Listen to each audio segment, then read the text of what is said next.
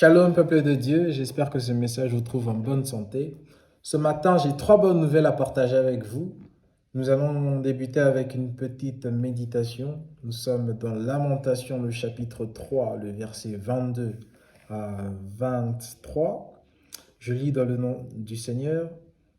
La Bible nous dit, les bontés de l'Éternel ne sont pas épuisées, ses compassions ne sont pas à leur terme, elles se renouvellent chaque matin. Oh, que sa fidélité est grande. Alléluia. Ce matin, j'ai un message de joie, un message de paix, un message de réconfort, un message d'amour.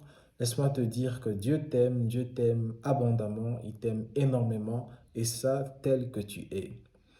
J'aime ce verset, le verset 23 qui nous dit, elle se renouvelle chaque matin, elle se renouvelle chaque matin. Les bontés de l'Éternel, son amour pour toi se renouvelle chaque matin.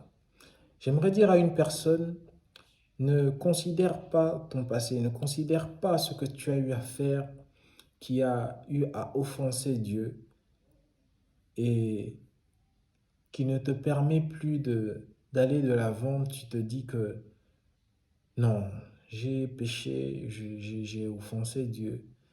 Je suis un chrétien et j'ai commis ça, j'ai commis ça. Et ce n'est pas digne pour moi de servir Dieu, ce n'est pas digne pour moi de m'avancer devant Dieu. Laisse-moi te dire que Dieu ne considère pas ton passé, Dieu ne considère pas ce que tu as eu à faire, mais il considère ton présent. La culpabilité, c'est bien parce que la culpabilité, c'est un début pour une vie de repentance. Et laisse-moi te dire que la culpabilité devient nocive dans ta vie lorsque cela t'envahit au point où tu t'éloignes de Dieu, au point où tu te retires, au point où tu n'es plus en communication, tu n'es plus en communion avec Dieu, mais tu es plutôt loin de sa face, tu te caches. La culpabilité vient pour nuire ta vie chrétienne au sens où tu la portes comme un fardeau. Car la Bible nous dit que si nous reconnaissons nos péchés, il est juste et fidèle de nous les pardonner et de nous purifier de tout mal. J'aime cette portion de l'Écriture qui dit, ce passage qui dit, il n'y a point de condamnation en ceux qui sont en Christ, car ils vivent non selon la nature propre de l'homme, mais ils vivent selon l'esprit. Je paraphrase. La nature propre de l'homme en soi, c'est tout ce que l'homme est, tout ce qu'il a comme faculté. Et je retiens les sentiments. Les sentiments, prenons la culpabilité. La culpabilité, c'est un sentiment. Et la Bible nous dit qu'il n'y a point de condamnation en ceux qui sont en Christ, car ils ne vivent point selon la nature propre de l'homme, entre autres les sentiments, la culpabilité, mais ils vivent selon l'esprit, ils vivent selon la parole. J'aimerais dire à une personne, avance-toi avec un cœur sincère, avance-toi avec une foi inébranlable. Laisse-moi te dire que la culpabilité peut nuire ta foi. La culpabilité peut nuire ta foi. Avance-toi avec une foi que Dieu est un Dieu d'amour.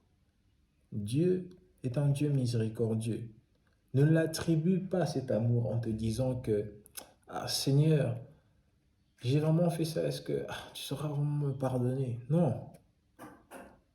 Là, tu idéalises au fait comment Dieu peut t'aimer. Mais laisse-moi te dire que Dieu t'aime abondamment, Dieu t'aime énormément. Dieu t'aime énormément. Et donc, n'aie pas peur. N'aie pas peur. Avance-toi. Reconnais tes torts. Et la Bible nous dit, oh, que sa fidélité est grande. Il est fidèle en sa parole. Il te pardonnera. Ce matin, je te présente le Dieu de bonté, le Dieu d'amour, le Dieu des compassions. Ce matin, je te présente un Dieu unique, notre Papa. Amen, amen, amen. Je vais te le présenter comme je sais le faire. Donc, je vais rapper. Donc, voilà. OK. Sans instrumental. 1. Le Dieu rempli de bonté et rempli d'amour, je viens le présenter en tant que secours, car dans les mauvais jours, il ne tarde pas, il t'aime autant qu'il ne regarde pas ce que tu as fait ou tous tes péchés. Son amour amplifié vient pour t'empêcher de te pencher à culpabiliser. Tu te reproches, as-tu réalisé qu'il t'a pardonné? Oh, il t'a pardonné.